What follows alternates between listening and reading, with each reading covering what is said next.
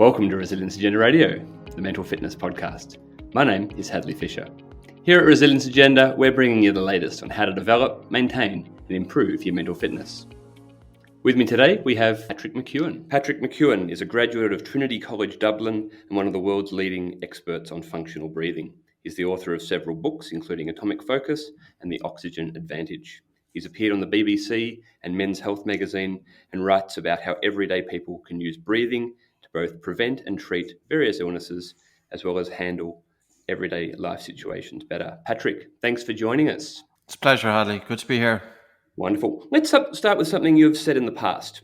By observing someone's breathing, you will get some indication of what's going on in the mind. What do you mean by that? Oh, it absolutely, yeah. I think there's a tremendous connection between the breath and the mind. This is not something new. This has been noticed for thousands of years. So the mind and the breath is completely intertwined. If you look at somebody's breathing, you can get an idea of the extent of their physiology by virtue if they're breathing faster, upper chest, irregular breathing, frequent sighing. And that individual, those traits are typical of what would be in dysfunctional breathing patterns. By changing your breathing, you have some degree of control over the mind. This is not new, but here's the key. Understand exactly. Don't just follow the information out there, such as take a deep breath. Not all breathing exercises are the same. I was having a chat with a partner of Resilience Agenda last year, and he said something like, how can you breathe incorrectly? That's so stupid. Why don't you agree with that sentiment? And what exactly do you mean by bad breathing? I suppose when somebody makes a statement like that, they know nothing about breathing. And medical doctors are also capable of making statements like that. You know, even somebody to say that there's no difference between mouth and nose breathing. Our breathing can change very much. You know, even though it's an involuntary activity, we do have voluntary control over it. But there's so many factors that also influence breathing. So the lifestyle that we lead, the food that we eat can change breathing patterns, or genetics, hormonal changes, stress levels, trauma, beliefs, just beliefs out there that it's really important to be taking these full big breaths, taking as much air into your lungs. The more air you breathe, the better. What happens there? And there's a misunderstanding often about breathing. So ideas have crept into the whole breathing world over the last number of decades, and probably over the last 120 years or so. And a lot of the ideas are not helpful. Okay, so one of the most common bits of wisdom we hear to calm down is, well, just take a deep breath. Why do you consider this a mistake, and how can we breathe better in everyday life? Well, the instruction to take a deep breath the instruction is okay, but the interpretation is not okay. So what does the word deep mean? It just basically means that you've got good recruitment of the diaphragm. And that's functional breathing. That is part of functional breathing, looking at the biomechanics of breathing. But how is it interpreted? If you say to somebody, take a deep breath, you pull them in off the street and you say, take a deep breath for yourself, you'll normally see this big breath, upper chest breathing. It's like a big sigh. It'll be maybe through the mouth. That's not necessarily a deep breath. That's a big breath. And a deep breath isn't a big breath. And what happens if you take a few of those big breaths? It's a stressor. And it's also reducing blood flow and oxygen delivery to the brain. So it's exactly the wrong thing to do when you're feeling stressed. Why does taking a big breath with your chest, maybe through the mouth, decrease oxygen in the brain? Well, carbon dioxide gets a lot of bad press in terms of being a waste gas, and people say breathe in as much oxygen as you can, get rid of the waste gas, the poison, carbon dioxide. But that doesn't take into consideration the effect that was discovered back in 1904 by a physiologist called Dr. Christian Bohr. And it's called the Bohr effect. And basically it states that the pressure of carbon dioxide in the blood is a factor that causes hemoglobin to release oxygen to the tissues and organs. So you can imagine, if you're taking these full big breaths, you can get rid of a lot of carbon dioxide from the lungs, which in turn is going to reduce it in the blood, which in turn is going to cause red blood cells to hold on to oxygen and also cause blood vessels to constrict. So you can reduce blood flow to the brain by up to 40% within 30 to 60 seconds of hyperventilation. Like, this is an idea that needs to be put out there. You know, Hadley, for 20 years, I've seen the effects firsthand with individuals who have chronic hyperventilation syndrome. It's the most common form of breathing pattern disorder. In a very simple way, these people will have cold hands, cold feet, but it also can affect the mind in terms of anxiety and panic disorder and depression, the cardiovascular system in terms of tachycardia, palpitations, respiratory in terms of asthma symptoms, coughing, wheezing, breathlessness, chest tightness, and also general in terms of weakness and exhaustion, like burnout syndrome. Even though it's very understudied, 100% in one study that I'm aware of, and I just haven't found any other studies, unfortunately, one study investigating burnout syndrome, 100% of those individuals were hyperventilating. Now, I'm not saying that they're having panic attacks, but their breathing volume is in excess of what it should be. So we should think about breathing the same way as we think about eating. We all know not to overeat, that's drilled into us from day dot. But what about breathing? In actual fact, we're told to overbreathe. Well, overbreathing is more, I would say, harmful than overeating. Okay. So the biggest thing that I've learned from researching this topic recently is that if we're going to really make this simplified, it's the out breath, the exhale, not so much the in breath that matters most. And I think a lot of people overlook or don't think about the out breath that much. Can you talk us through the importance of exhaling and how most of us can exhale better? Yeah, there's a few things about the exhalation that are important.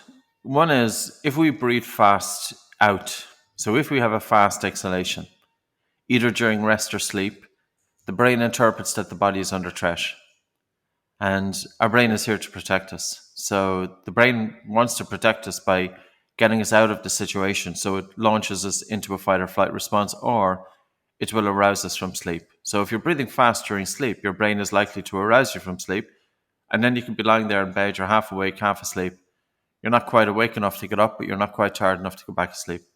So the speed at which you breathe, especially during the exhalation, that's the communication from the body up to the brain.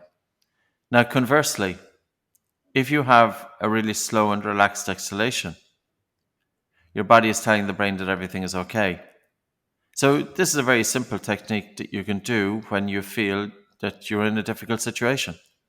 Normally, when people get into a difficult situation, they respond with faster breathing, harder breathing, upper chest breathing, and irregular breathing patterns. And the variance in their breathing is indicative of the degree of anxiety of the mind. And this brings us back right to the very start, that there's a connection between breathing and the mind. Can you have quietness of the mind? Can you have absolute concentration and focus with a good attention span if your breathing physiology is in a fight or flight response? Now, we have to bear in mind 75% of people with anxiety and panic disorder have dysfunctional breathing. Their breathing is slightly faster, slightly harder, upper chest, and irregular. And these individuals are going to the healthcare professionals. They're doing cognitive behavioral therapy. They're doing counseling. They're doing all of this good stuff. But who is looking at their breathing? And this is not just about yoga breathing. And I don't want to, people say, well, I've done breathing exercise before, and they weren't much good use. Listen, there's so many different things about breathing exercises. How is it taught? How is it instructed? And what's the understanding behind it? You could say you're doing breathing exercise by just focusing on the biomechanics, taking these full big breaths into the lungs. Okay, it's breathing exercise, but what is it doing? It's a stressor. It's targeting the biomechanics, but it's sacrificing the biochemistry. See, we need to understand that breathing is complex and multidimensional. And if we understand this, then we can tweak breathing exercises to suit our own physiology. So it comes back into the first thing that we were doing. Okay, you asked a question about why is the exhalation more important than the inhalation? Well, I suppose I would actually put the inhalation is pretty important as well, because if you're taking a fast, full, big breath in, Well, that's an upregulator as well. That's a stressor. But it's in order to activate the relaxation response, the focus isn't necessarily on the inhalation, because during the inhalation, the vagus nerve is stepping back. So it's almost that the foot is taken off the pedal. It's primarily under the exhalation. Well, let's talk about these two things: the upregulation and the downregulation. And I think you may agree or you may disagree that most people probably need a bit more downregulation than they do upregulation. Breathing can help you go both ways. Can you just explain the difference between the two for us, and what kind of regular language most people use instead of up or down regulation? Yeah, but I think a lot of people are stressed. So if you're stressed already, and half the time we don't even know that we're stressed, I would say that emails, an invention that have been to help humankind, are probably what's going to drive us most insane, because we never get to the bottom of our inbox. It's so easy for people to send us an email, but they can send you an email in 30 seconds and they don't realize it might take 5 to 10 minutes to answer it. And you literally could spend your entire day answering emails and get nothing else done. So I would love that emails didn't exist, full stop, that I'd never have to answer an email again. But I'm sure many of you listening to me would feel the same. That's a stressor, because it's consuming your time and you never get to the bottom of it, and you feel a compulsion. You know, there's that need, there's that compulsion that you feel that you have to be answering every single email. So in that regard, then, should we be really upregulating in terms of breathing, or should we be downregulating? So the thing about downregulation is, though, that it's very subtle. It's almost, I would call it an introverted breathing technique. You can't really see it. It doesn't grab attention. If a journalist was in a room with people doing downregulation, the journalist will see nothing. So the journalist has nothing to write about. But the journalist wants to go into a room and see everybody hyperventilating and doing long breath holds and doing all of these good things that they can see something that's visual. But that's an extroverted technique. So there's times that, we really need to give introverts as well. And from a breathing perspective, it is so, so powerful. So there's a few things about it. How can you help to stimulate the vagus nerve? And the vagus nerve is wandering throughout the human body, innervating the major organs. But 80 to 90% of the nerve fibers are from the body up to the brain. And if we can stimulate the vagus nerve, it releases a substance called acetylcholine. And acetylcholine causes a slowing down of the heart. And when the heart rate slows down, the brain interprets that the body is safe, and the brain then will send signals of calm to the body. Now, then the question that we ask is, many people feel that they should be stressed all the time. But the thing about stress is that we are not built for chronic stress. We're built for short-term stress. That's always throughout our evolution. We were well able to cope with short-term stress, but not with the chronic stresses of today. So breathing to down-regulate can help to minimize that effect. What techniques can we use? Surprisingly, breathing less air stimulates the vagus nerve. And I found this out back in about 24 years ago. Breathing in and out through the nose, taking a very soft, gentle breath in through your nose, and a really relaxed and slow, gentle breath out, reducing the volume of air that you were taking into your lungs by about 20 to 30%, and doing it to a point that you have air hunger. And air hunger is a sensation of breathlessness, which signifies the carbon dioxide is increased in the blood. And as carbon dioxide increases in the blood, it seems to have a vagotropic effect in terms of stimulating the vagus nerve. How do we know when we've activated the body's relaxation response? Think of the rest and digest response.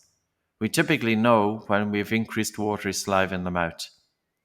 Because when we are rest and digest, we are ready for the digestion of food.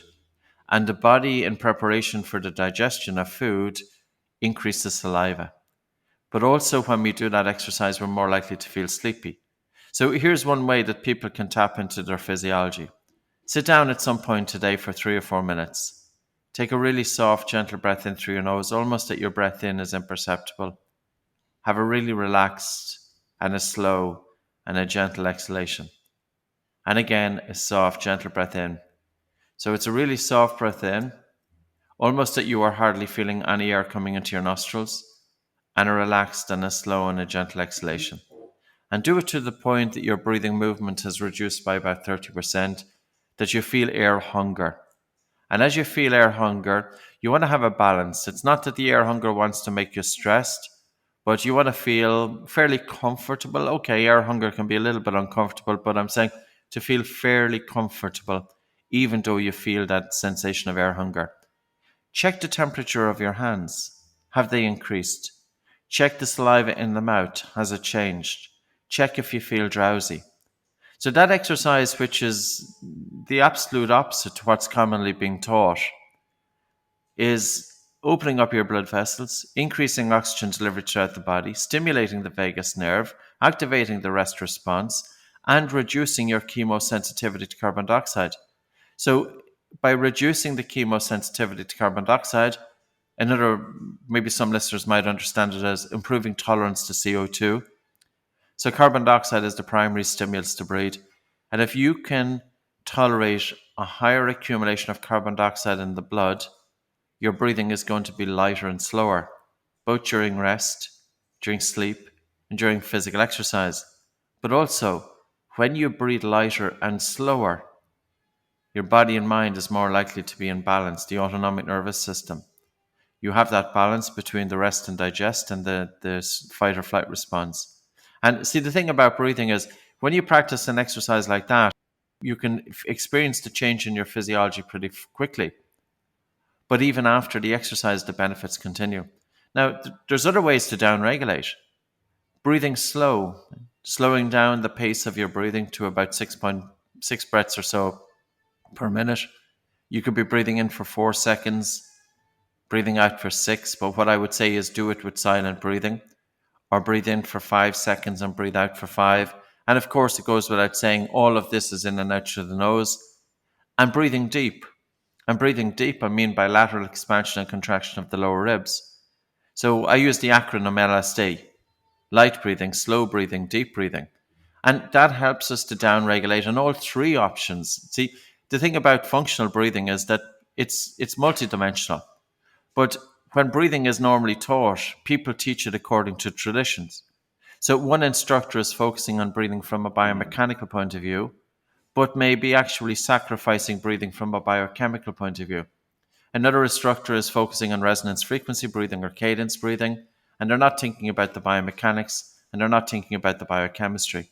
So it's not enough, In what we're teaching is we want to show people, listen, your breathing is more complex. And this is not to make it complicated, because ultimately you can keep it simple, but you need to target breathing from those dimensions. And then we do stressor exercise as well. So it's not just about functional breathing. But if you have somebody with good everyday breathing patterns, they're much more resilient. And these individuals then are much more open to stressor exercises to bring them to the next level. There's no differentiation at the moment between the breathing patterns and the age and the health of the individual in terms of which exercise to give to stress them or not. I've made plenty of mistakes with breathing, Hadley. I've said it in various talks. I've put one guy into accident and emergency. I put several people into panic attacks. I mean several, because I've worked with 9,000 people over 20 years. I'm not just talking about breathing from a theoretical point of view. I have worked hands-on with these individuals for years. From 2002, I've been teaching this full-time. I'm not blowing my own horn here, but there's plenty of experts out there that have come out on board in the last couple of years, and they know everything about breathing, but they haven't worked with one individual client. They haven't brought a client who's come in with panic disorder. What breathing exercise do I give to this individual to bring them out of these symptoms?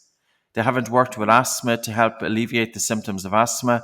They don't know the connection between sleep disorder breathing. And ultimately, we as the human being, we can't isolate these functions, because if you want to improve mental fitness, you cannot improve mental fitness unless you target breathing patterns and address the physiology. You cannot improve mental fitness unless you improve that person's sleep quality.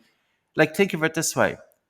25 to 43% of males have sleep disorder breathing, including obstructive sleep apnea. They're waking up in the morning, they're feeling lousy. Okay, some of them aren't, but some of them are feeling lousy at maybe at 10 o'clock. or 1 o'clock in the day. Can you really activate flow states and have mental resilience if you have sleep disorder breathing? And here's the point of it. This is the thing about the human being. We need to go that little bit deeper into it. And breathing and the emotions and sleep are inextricably linked. There's so much to unpack there. I've got a few questions about each of those areas, but I want to go back to something that you said. It goes without saying, breathing through the nose. I didn't know this until a couple of years ago. Talk us through both the physiology of how our nose is designed for breathing and how our nose is better equipped for breathing than our mouths.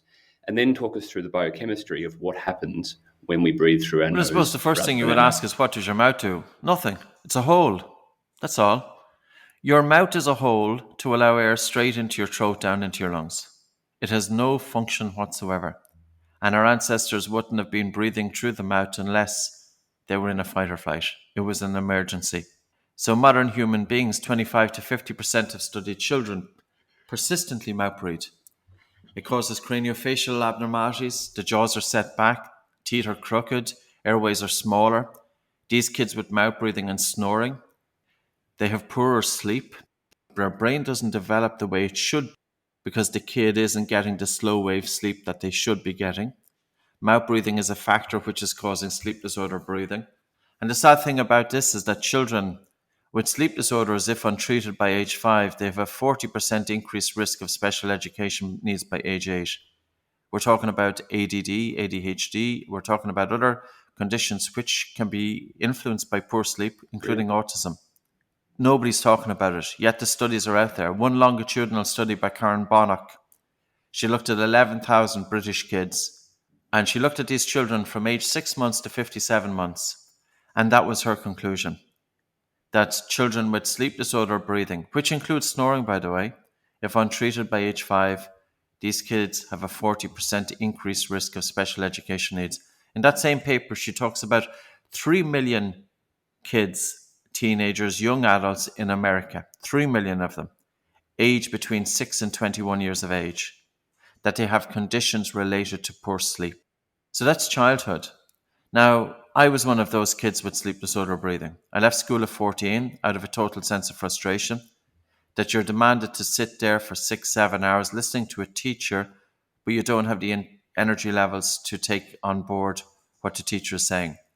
These kids who are sleepy have 10 times the risk of learning difficulties. Society will label them as being stupid. These kids may not be stupid. They could be highly intelligent kids, but they have poor sleep. I went to doctors for 20 years. I went to healthcare professionals for 20 years. Nobody said to me, breathe through the nose. It's the most simple thing in the world, but it has been overlooked. Any medical textbook will describe the nose as having several functions. It's a filtration. It moistens the air coming in. It warms the air coming in. This helps to protect the airways. Very important for people with asthma. There's a gas that was first discovered on the exhale breath of the human being in 1991 called nitric oxide. Nitric oxide redistributes the blood throughout the lungs. Nitric oxide is antiviral, which is very pertinent given that we're just over COVID. It's bronchodilator. Nitric oxide also is an aerocrine messenger to the upper airway dilator muscles during sleep. So when you breathe through your nose, your pressure of oxygen, the partial pressure of oxygen in the blood, increases by 10%. So if you do physical exercise then with your mouth closed, carbon dioxide increases in the blood because, okay, you know this, because you've got an increased sensation of air hunger when you go for your walk or light jog with your mouth closed. As carbon dioxide increases, it opens up the blood vessels, 50,000 miles of blood vessels throughout the human body. As carbon dioxide increases, it causes hemoglobin to release more oxygen to the working muscles. That's the Bohr effect. So your nose and throat doctor called Dr. Morris Cottle said it had 30 functions in the human body. But a few other things about the human nose. You've got greater recruitment of the diaphragm when you breathe in and out through your nose. There's a connection between the nose and the brain. There's communication going on there. For example, individuals who are breathing through their nose during sports have greater visuospatial awareness. So you can imagine during sports, The athlete needs to be able to have their attention and focus on the ball, but also to scan and to read what's going on around them. We select our mates based on communication from the nose. In terms of the other aspects then with the nose, then we said greater recruitment of the diaphragm, but nose breathing slows down breathing. Slow breathing, both in the inhalation and the exhalation, is helping to bring a calmness to the mind. Breathing using the diaphragm is helping to bring a calmness to the mind. We have lighter breathing when we're breathing in and out through the nose than through the mouth. If you breathe through your nose during sleep, your sleep quality is much deeper. You're less at risk of sleep disorders such as snoring, obstructive sleep apnea. I'm not going to say it's going to cure it. It doesn't. Nose snoring is also impacted by the size of your airway, but it is also impacted by how much air you're drawing into your lungs. So another aspect of it, in terms of dental health, individuals who are mouth breathing will tend to have more dental cavities and gum disease. At a very simple level, they're more likely to have chapped lips. So dental health is impacted by nose breathing. Your sleep is impacted. Your movement is impacted. Your mind is impacted. Your lungs is impacted. But yet, it has been overlooked. That is a fascinating answer. We'll come to sleeping and some of these specific exercises and functions and recommendations that you make shortly. But let's zoom out from the physiological level for a moment and think behaviorally. Being overwhelmed, having too much to do, on the edge of burnout. This is a common issue for many people, presumably more so since COVID as well. But a lot of people think that taking the time out to breathe just seems silly. Over the years, breathing has had, as you say, too many associations with sandals and beads and weirdness. And so, in your opinion, why don't people find the time, make the time, prioritize, these breathing exercises or breathing knowledge or breathing literacy more? Is it because they're too busy? Is it because they just don't know?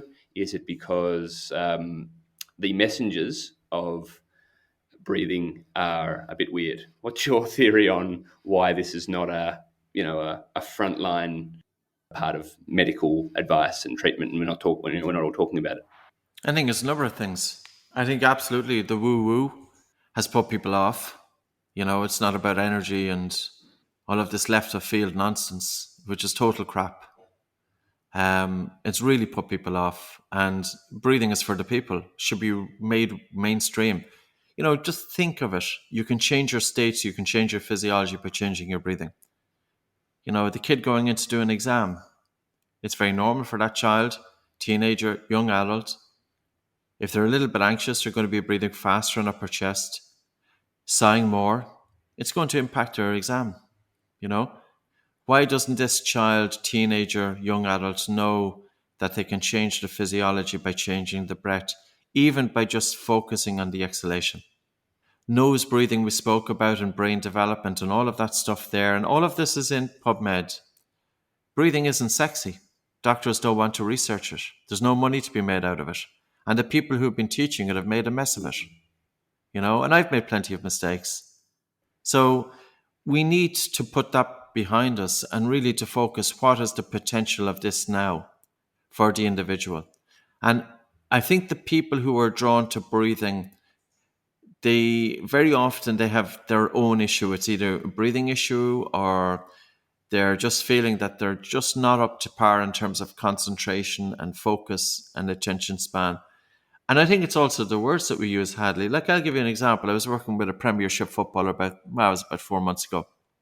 I was doing a one-to-one with him via Zoom, which I don't typically do, but I do at this level. And I was saying to him about pre-match competition. There was a big match coming up. And I was talking about pre-match anxiety. And he pushed back. He says, no. He says, you're telling me that I have pre-match anxiety. I says, no, God, no. He says, I'm not. I said, I'm not saying that you have pre-match anxiety, but I'm saying here are the tools that if it happened.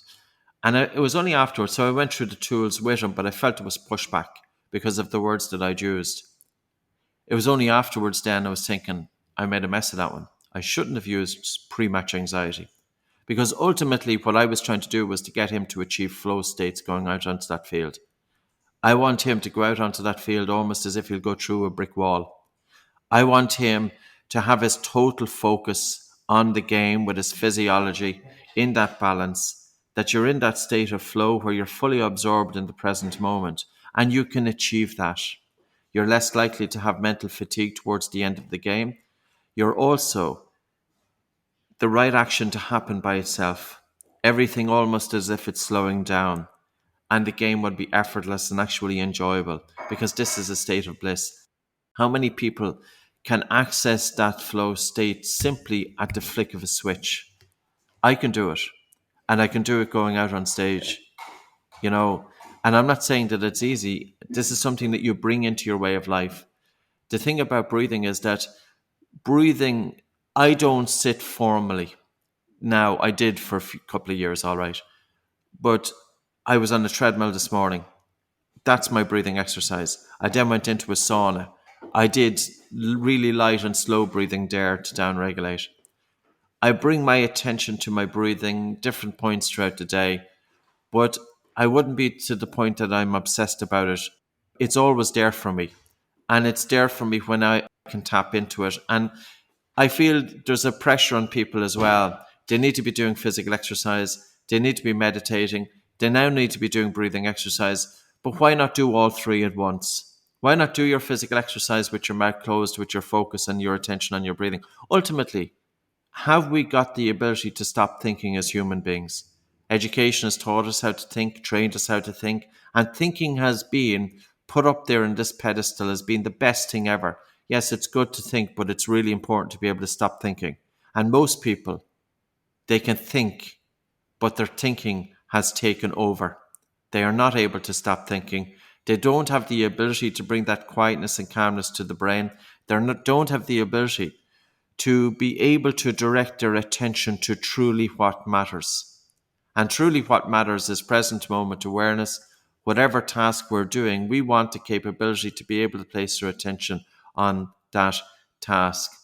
Now, I'll give you something about breathing. You can imagine a young 20-year-old going to take a penalty kick in a shootout. How is that individual coping with the pressure? And it's not just about suddenly focusing on your breathing when you're taking the kick. It's about bringing breathing into your everyday life, that when you need it, it's there for you. I'm not going to say that you're going to be 100% calm. No. But I am going to say this. Personally, for 25 years, this has been the best thing that I have ever brought into my way of life. And it would be better than the education. It has been the best experience. And in terms of intuition, in terms of creativity, in terms of happiness, flow states, and also in terms of success. Because ultimately, if you want to be successful and productive, you need to be able to concentrate. You cannot concentrate if your physiology is in that fight or flight, or if you had sleep disorder breathing. I was that individual. And the first time I wrote about leaving school at 14, because of course society would say that, oh my God, he must have been a total waster. Where was his parents? All of the nonsense that comes with this. Well, I'm a pretty headstrong individual. And probably that has been what has given me the impetus to stay, to be able to stay in the breathing industry for 20 years. Now it's topical. But teaching breathing back in 2002 and 3 and 4 and 5, up to about 2014, it wasn't topical. Since 2015, 16, it starts to happen. Now we've got innovators getting in there. So it's coming back full circle. If you bring this into your way of life, you've got control to some degree over your state of mind. What better gift could a person have? So we'll talk about some specific exercises in a moment, but at Resilience Agenda, we talk about the difference between knowing and doing, and how you have these skills, ideally you'd learn them and then you'd apply them. But it's all about habits, or knowing how to choose the right tool for the job, so to speak. Can you go through from a very basic level, someone who's very new to breathing, maybe 3 levels, for someone who's very new to breathing, someone who's a bit more advanced, and then someone who really wants to make a difference with their physiology. What are these moments in the day that we can start reminding ourselves or prompting ourselves to use these exercises we're about to go through? You've talked about giving a presentation, taking a penalty kick. What about for the average person? How often a day should you remember to do these things? And what are some good little primers or triggers that you like to remember? Oh, hang on, let's just check in with my breathing. I suppose 3 levels to breathing is going to depend on what level is the person at in the first place. If I was to start, what's the very basic foundation of breathing? I would start with nose breathing, in and out, and especially during sleep. You should never wake up with a dry mouth in the morning. So we've been taping the mouths for about 20 years. And only those individuals need to tape who are waking up with a dry mouth. So that's number 1. Get your mouth closed during rest, during physical exercise, and during sleep. Number 2, I would focus on the biochemistry of breathing, and more so focusing on the soft inhalation and the really relaxed and slow and gentle exhalation. And the time to do that would be when you want to down-regulate before you go to sleep. You're relaxing in the evening. You may be watching a little bit of light TV. Take a really soft breath in through your nose and the really relaxed and slow and gentle breath out, and become used to be able to tap into that. And at first you might be thinking about it, but then you're able to connect to the breath outside of thought. That's a very simple tool that then you can bring into your way of life if things don't go right. So say, for example, you're waiting for your laptop to start up. You're waiting for a kettle to boil. You're after getting into a little bit of tension with a work colleague, or there's a situation and you're feeling a little bit pissed off about it. Bring your connection onto your breath and just focus on slowing down the exhalation. All it takes is 30 seconds to have some effect. 30 seconds. And you feel better. And the thing is, we don't want to react to a difficult situation with hyperventilation, because with hyperventilation, which means our breathing has gone faster and harder, the brain is interpreting that the body is under threat. And it's not a time then for planning. It's a time of fight or flight. So when there's a difficult situation, you want to have the full faculties of your mind. So whenever you're feeling that situation is getting too much for you, bring your attention onto the breath and slowing down the exhalation. Go for a walk, do your physical exercise with your mouth closed. I'm not talking about sprinting with your mouth closed to the point that you go blue, but I'm talking about just going for a walk, going for a jog with your mouth closed, letting your nose determine the intensity of the pace which you're exercising. If you feel that the intensity is too much for you, slow down a bit. At first, it's a bit tougher, but bear in mind, this is where there's an adaptation taking place. Your degree of breathlessness during exercise is going to be based on your BOLT score, which is an assessment of functional breathing. So, take our listeners through what a BOLT score test is and how they can use it. So your BOLT score is to provide you feedback of the degree of functional breathing. Like with any test, nothing is perfect, but it's a pretty good indicator at the same time. You have to be sitting down for about 5 minutes or so. Take a normal breath in and out through your nose and pinch your nose with your fingers. You time it in seconds. How long can you hold your breath for? Until you feel the first definite desire to breathe, or the first involuntary movement of your breathing muscles. And when you resume breathing, your breathing should be fairly normal. So a good BOLT score is when it's above 25 seconds and heading towards 40. But a poor BOLT score is definitely when it's down around 10, 15, 16, 17, 18 seconds. If you're between 18 and 25, there's still some room for improvement. But the thing about the BOLT score is, if you look at a study by Kyle Kiesel, he looked at 51 individuals. He looked at their breathing from a biochemical, biomechanical, and psychophysiological point of view. In other words, from a multidimensional perspective. And he concluded that a simple way to assess for functional breathing patterns is your comfortable breath hold time. His conclusion was, if your BOLT score is above 25 seconds, there is an 89% chance that you have functional breathing.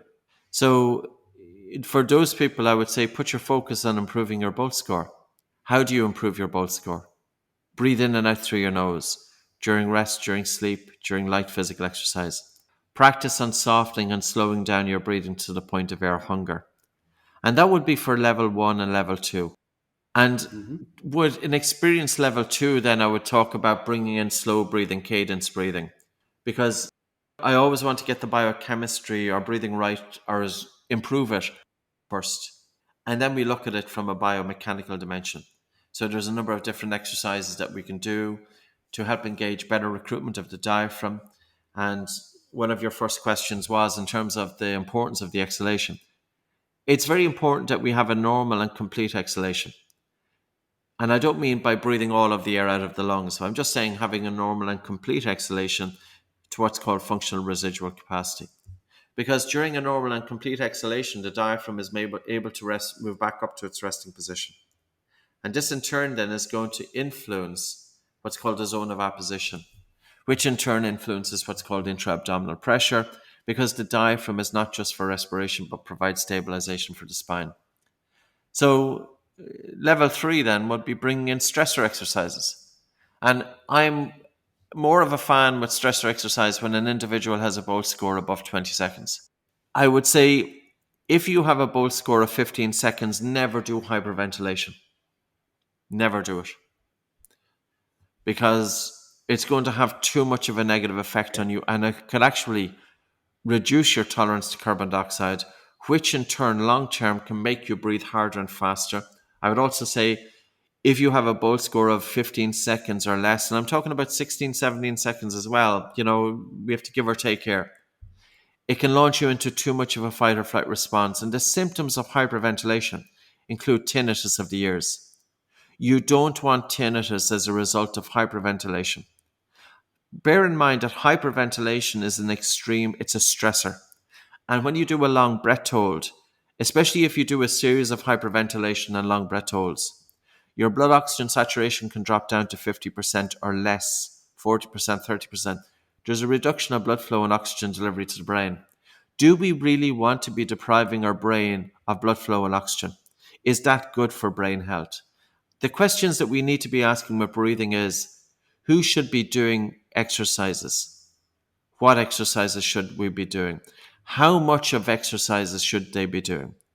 Like, in other words, if you're looking at the metrics, how much do you want to push that person? I am the first to admit, yes, I've made plenty of mistakes, and unknowingly, unintentionally. The point that I want to make is breathing is powerful. And we can't just say, listen, I need everybody doing this.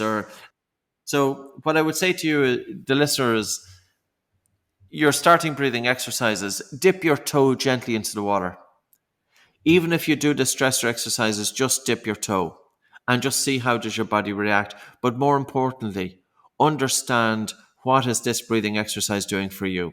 How is it affecting the biochemical, breathing from a biochemical dimension? Is it hyperventilation, which is going to cause loss of carbon dioxide, reduced oxygen delivery throughout the body, and constriction of blood vessels, and possibly constriction of airways? Is it hypoventilation, which is causing you to reduce the volume of air that you're taking into your lungs, which can cause vasodilation, improve your tolerance towards CO2, increase oxygen delivery? Is it targeting breathing from a biomechanical dimension in terms of good recruitment of the diaphragm? What's it doing to the autonomic nervous system? Is it a stressor? Is it a relaxer? And then you can get those breathing exercises, whatever they are, on that understanding, and you can say, well, here's a breathing exercise I want to upregulate today, but I do it according to what I need. This evening, I want to downregulate. I do it according to what I need. Tomorrow morning, I've got a major competition going on. I want to upregulate and I want to downregulate. But typically, we do downregulation first, and then we do upregulation. So, I travel, I give talks, I put it into practice myself. I have to. Because why wouldn't I? These tools ultimately lead me to do a better job. And that's what it's about. What advice would you give to parents who have listened to what you've said here and think to themselves, it makes a lot of sense. I'd love to encourage my kids with the basics in a way that is no chance of being dangerous, and given that I'm not an expert myself, what should I be communicating to my kids? We put an app out a couple of years ago. It's Buteyko Clinic, Buteyko Clinic app. It's got all of the exercise for kids are free. I'm teaching my daughter. I'm not going to teach my daughter something. If I teach it to my daughter, it's going to be good enough for any child. The point that I'm trying to make is I'm not going to do something that's harmful. Those exercises can be practiced with kids. There's about 7 different exercises. In actual fact, Our breathing program for children is completely free. We don't ask for emails, nothing. It's just download the app. You'll see it there yourself. I would say to parents is delve a little bit deeper into the effects of mouth breathing, especially if your child has the mouth open. A few things: you shouldn't hear your child breathing during sleep. You shouldn't hear them snoring. You shouldn't even hear them hard breathing. Children who have the mouth open when they are distracted, it does impact their dental health. It also impacts the development of their jaws. Mouth breathing kids are more likely to have crooked teeth. Crooked teeth are not because the teeth are too big. The problem there is that likely the jaws have not developed the way they should have developed to house all of the teeth. But the problem is if the jaws haven't developed the way they should have developed, there's not enough room for the tongue and the roof of the mouth. And if there's not enough room for the tongue and the roof of the mouth, the tongue is more likely to encroach the airway. So the kids then with the setback jaws, my jaws are set back, my maxilla is set back, my mandible is set back, I've got a double chin because the lower jaw is set back. A double chin is not necessarily due to excess weight, but a double chin is pointing that the jaws haven't came forward enough. And the problem with that is the airway is impacted. You know, we're talking about the airway here. We're talking about the space at the back of the nose, where the nose meets the throat. We're talking about the back of the mouth, where the mouth meets the throat. We're talking about the throat itself. We're talking about this pipe. This pipe is life or death. You know, if this pipe closes, we've only got a few minutes. A good airway is the size of your thumb or the size of a garden hose pipe. That's in an adult. We don't have a lot of room for error. But when the mouth is open and the tongue is in a mid-way or a low-resting posture, it leads to a narrow V-shaped top jaw, which is infringing the nasal cavity. The face is more likely to be narrow. Jaws are set back. Nose is more likely to be crooked. And it's not just aesthetically that this is going to affect the individual, but it's functionally. If parents knew this, they would be really driving change in the orthodontic industry. This has been debated for 100 years. There are a selection of orthodontists who are amazing. These guys are really pushing it home and they're putting this information out there. There are so many orthodontists that know this, and when they're working with children, they're not just about straightening the teeth. Straightening the teeth is secondary. Really, we should be developing the jaws, because if you develop the jaws, you develop the airway. This is about the health of the child. But see, it's too easy for orthodontists and dentists to say, oh, your teeth are crooked, let's pull out a few teeth. What's the problem when you pull out a few teeth? The jaws are too small now for the tongue. Where's the tongue going to go? Back into the throat. 25% of faces are damaged as a result of orthodontics. This is according to a Channel 4 dispatches program that was aired about 20 years ago. But see, the problem with this information, Hadley, is I've seen this written about since 1909. I've seen it that the kids who are mouth breathing, the teacher is accusing the child of being unattentive in school, the face is dull and expressionless, you know, the child doesn't have good concentration. And when you read this today, it's almost as if it was written today. Why hasn't the dental industry moved on here? They really need to generate awareness of the importance of nose breathing for children and adults. Even if you just think about oral health, okay, go in and Google oral health, and all you will think of is toothbrushing, brush your teeth, floss your teeth. Well, what about nose breathing? What about the mouth breather? And it doesn't take a rocket scientist to get this stuff. You know, the mouth breather has got a dry mouth. They are much more prone to bacteria, bad breath, gum disease, dental cavities. You know, this is the frustrating part of this, that the information is known, the information is there. I put all of the exercise out there for kids because I don't think any child should be deprived of the importance of nose breathing. But I'd say to parents, go in on PubMed, do your own research. I wrote a book called The Breathing Cure, which probably it was a book that was published in 2020 or 2021. Now, it wouldn't be as well known as The Oxygen Advantage, but at the same time, I wrote it. It's 190,000 words, and it's very scientifically based because I wanted to get breathing out of this left of field. And while the oxygen advantage was useful in getting it into sports, or at least generating a bit of awareness that way, the breathing cure is about health. And I spoke about the importance of the dentist as well in terms of sleep disorders. You know, a dentist is so well positioned to identify for the risk factors of obstructive sleep apnea, both in children and adults. They're looking into kids' mouths. They're looking into adults' mouths. They can pick up on tongue ties. They can pick up on scalloping of the tongues. They see if the palate is high and narrow. They see if the maxilla is V-shaped. They'll see if the jaws are set back. They'll see all of these things. But yet, why is it only a handful of these dentists and orthodontists who have been really putting it out there? I'll tell you why. In the vast majority of cases, the individuals that I spoke with, the dentists and orthodontists who are getting behind this, it's because of their children. They seen the problems with their own kids, and then they realized what I was taught in dental school is not necessarily the truth, or it's not necessarily applicable to today's modern age. That's what drove change. So my wife suffers from obstructed nose breathing, and so she might understand intuitively, okay, I better breathe through my nose. But, well, my nose is always blocked, so it's a bit of a catch-22.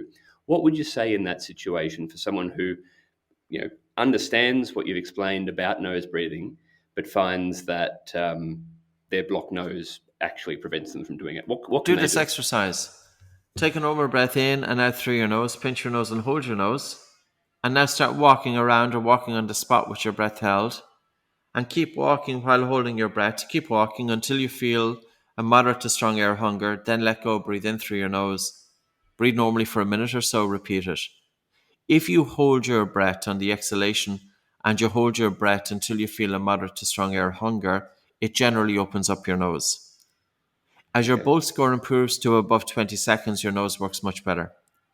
If you continue breathing through your nose works much better. See, the problem is people get a stuffy nose, they feel air hunger, they feel uncomfortable, and they automatically switch to mouth breathing. Mouth breathing then reinforces the stuffy nose. Your wife, because of her stuffy nose, is more likely to be tired. She's more likely to breathe up her chest and fast breathe, and this can affect her physiology. There is nobody going to get away with this. I was a mouth breather for 20 years. I didn't get away with it. And the people that I see and saw every day, I see the effects of it. They don't get away with it. Wonderful. We're coming towards the end of our chat. It's been a wonderful discussion. I just wanted to ask you a couple of questions. What advice would you give to someone who wakes up always tired, constantly reaching for coffee or energy drinks, and who is just reinforcing a cycle of sleep deficit? It's not necessarily about sleep quantity. You can have 8 and 9 hours of sleep and still wake up tired. Also important is your sleep quality. There's many things that you can be doing to improve sleep, but I'm going to focus on two, which is the most important. Nasal breathing with the tongue resting in the roof of the mouth is absolutely vital. And that's the elephant in the room. You should always wake up with a moist mouth in the morning. But number two is improve your Bolt score.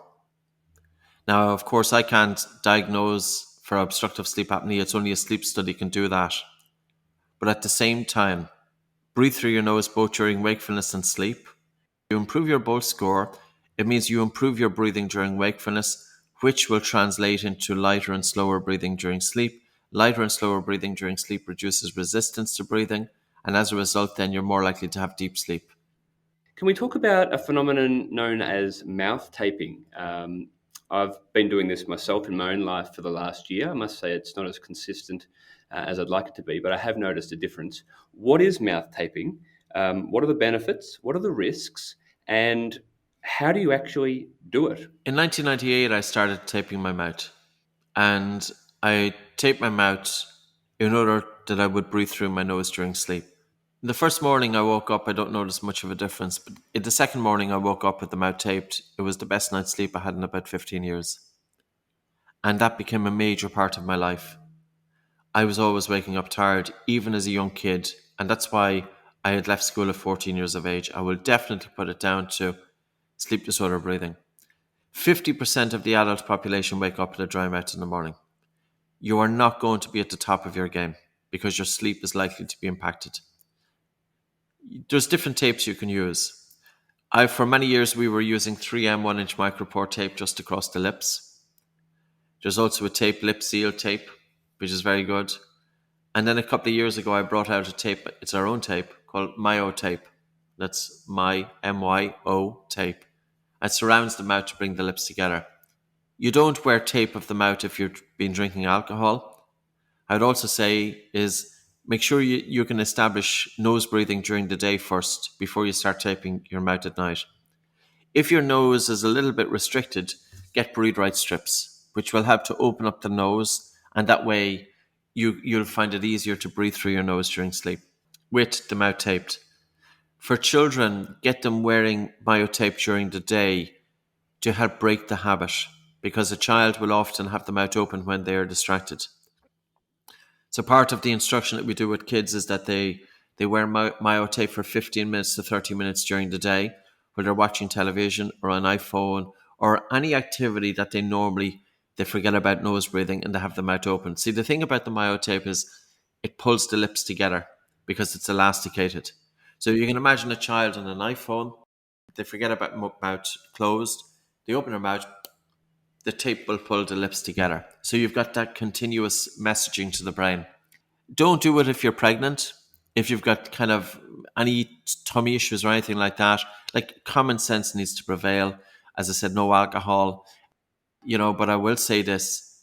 If you can establish nasal breathing and you're in good health, and getting the mouth closed during sleep can be one of the best things, and it will get you onto the breathing wagon. Wonderful. For people who are worried that if they are unconscious while they're sleeping and their mouth is covered and they're worried they're just simply going to stop breathing and die, can you talk us through what happens during that process and why it's a lot safer than it might sound? Well, with the myotape, if you need to open your mouth, you can, and that's why it's there. Like, it was developed specifically for children, but it became popular then with adults, more so with adults than with anxiety, panic disorder. Touch wood, over the 20 years, we didn't see an issue. And with children, it's a different story. With adults, if the nose gets a bit stuffy, they'll pull the tape off. But your nose will never fully block once you're breathing through your nose. Because if you continuously breathe through your nose regulates itself. If you breathe out through your nose recovers heat and moisture from the exhale breath. This helps to keep the nose open. But I would always say to people is establish nose breathing first during the day. Breathe through your nose during the day and use the nose unblocking exercise, use the different techniques to help improve your airway, and then start taping it at night. And try myotape first, in terms of if you have any apprehension, but there's other tapes as well that you can be using. A couple of final questions that we always like to ask on the podcast. Is there a book that has been hugely influential in your work or your own life, whether it's in your field of breathing or another area of life? Yeah, probably my most favorite book ever is The Power of Now by Eckhart Tolle. I think it's an amazing book, and it resonates with truth. It would have been a book that I found too in with breathing, and both go together very much. I also feel from a spiritual perspective that's part of the work that we do, even though we don't use that language. I was listening to Eckhart this morning while I was in the sauna. I threw him on my podcast, and the message in some ways is going to be a little bit of the same in terms of quietening the mind.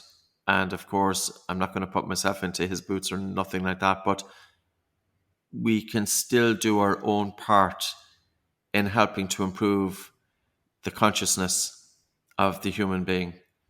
We do it a slightly different way, of course, in terms of bringing breathing techniques and using the language that people can embrace. It's just a different way to do it. That's the same as us with our fitness language. I mean, a lot of people look at mental health from a deficit perspective. How can I overcome anxiety? How can I overcome depression? The way we position it is these are things that will make your life better, whether you've got a problem or not. They may help in a journey of recovery from those things, But you can be interested in your mental health and your mental fitness, whether you've got a problem or not. And I think that's a revelation for a lot of people. And it helps open the doors, especially for a lot of men who might otherwise think that, mental health is something that weak people worry about. And I think, COVID's really put it on the map. And, increasingly we're using high performance language for people. Most people know what they should be doing or could be doing for their physical fitness, whether they do it or not. It's about drawing the exact same parallels. That's what mental fitness means to us, and that's where we have a lot of success. What's next for you? What are you training for, researching currently, fascinated by, writing about? What's next for the breathing world and the world of Patrick McKeown? Yeah, there's a couple of avenues I want to explore. We're going to bring out a new app, hopefully in the end of September. We've put a lot of work into it. It's going to be free. And I've put in about $150,000 into the app, which will give you an idea that it's a lot of work has gone into it. We're putting it out there for free. All of the exercises, everything. I want to get it into the hands of the people. I don't want a subscription. Now people are saying that I'm crazy. I don't know, maybe I am, but intuitively I feel this is the way to go. Secondly is I'm writing and contributing to a book with a yoga instructor in terms of breathing for yoga. Yoga has an enormous potential in terms of transforming people's lives. And if breathing was changed, they could really, really, really add a totally different dimension. What do typical yoga instructors get wrong, or what should they be, adding to their yoga? They have completely overlooked pretty much the breathing from a biochemical point of view. They've overlooked nose breathing. They've overlooked the most important aspects of breathing. But unfortunately, people think then that, well, this is all that there is to it. It's not. So I really feel that yoga breathing, the way it's been taught is, I'm not going to say it's let people down, but maybe it has, There's so much more potential with breathing in yoga. And the other aspect then is that we're looking at as a new manual for mental health, for psychotherapy, because another group of people who 75% of the anxiety and mental health population have dysfunctional breathing. They're going to psychotherapists, but psychotherapists in the main don't know much about breathing. So we need to consider that cognitive behavioral therapy doesn't change respiratory physiology. That you can have an individual vulnerable to panic attacks. If you don't change their respiratory physiology, they are still going to be vulnerable to panic attacks. So why not address their physiology? Yeah, that's a great question. How can our listeners learn more about you, your methods, your work, what you're doing currently? Where can they go online? I suppose there's a few avenues. One is for health, buteycoclinic.com. For sports, body, mind, sport, it's oxygenadvantage.com. And then there's plenty of, there's about 9 books that are available in different languages. And most recent ones have been The Oxygen Advantage, The Breathing Cure, and Atomic Focus. I wanted to ask you about Atomic Focus. You've gone through from a medical perspective, you've gone through from a performance perspective. This is, you've got a formula. What is it? Focus times concentration times Attention span. Intention span equals success. Talk us through that formula. Yeah, so I just wanted to narrow it down. People think that focus and concentration is the one thing. It's not. My focus today is to hone my attention in on a specific job for today. So I've got a training later on. That's going to be my focus today, is to deliver that training. But during the task, I want to have my concentration, that I want to be fully absorbed in that task. And my attention span is the length of time that I can hold my attention there. So focus in the broader sense of the word is choosing a body of work or a task that you want to direct your attention to. Okay. So the choice is, what are you focusing on? For example, are you going to be successful if you focus on 50 different things? Well, you can't focus on 50 different things at one time. You focus on one thing at the one time. We can't multitask as human beings. If you could multitask, you could drive your car and text at the same time. We've all tried it. It doesn't work. The second thing is your concentration, is your ability to hold your attention on that one thing. If your mind is drifting off, before I could remember reading a book, looking at the page, my eyes directed towards the page, my attention stuck in my head. I get to the bottom of the page, I've remembered none of it. You cannot produce any quality of work unless you can hold your attention there. We have carpenters inside. If you have a carpenter with a racing mind, they'd be in such a rush to get to the finish that they won't even have their attention on doing what the job they are doing now. Attention span is the length of time that you can hold your attention. If your attention span is 2 seconds, 3 seconds, well, it's not going to be much use. So when you, in the overall scheme of things, your focus is what do you want to do? What's your purpose in a broader sense? Your concentration is your ability to direct your attention on that, and your attention span is the length of time. And when you multiply all three together, that's your success in life. Now, this is not just about the workplace, but this is about self-actualization, reaching your full potential. We all have different purposes, So yeah, I would come back to that. Those three factors I would believe to be very important. Well, they're all improvable. I absolutely think so. And it is about changing habits. And I would wish today that the education system trained kids how to concentrate, because we really have a challenge now because of the iPhone, and children's brains are becoming fried. They are becoming fried because of the likes of TikTok, and all that is doing is training the brain to hold attention for a very, very brief period of time. But the problem here, Hadley, is this isn't about concentration to be productive in the workplace. If your mind is distracted, you're more likely to be stressed, anxious, depressed. So what these platforms are doing is creating a mental health problem on a monumental scale. We call that psychological flexibility, the ability to choose where your attention goes. It might be, for example, that you need to focus on something important for work or in life, or it might be that you need to shift your attention away from something that is preoccupying you, a worry or a thought or a sensation. And people with mental health challenges find that they're unable to shift, and people with psychological flexibility can more selectively allocate their attention, and that's certainly a skill. Patrick, it's been absolutely wonderful to speak with you. Thank you very much for your time, and we look forward to having you on again. Thanks very much, Hadley.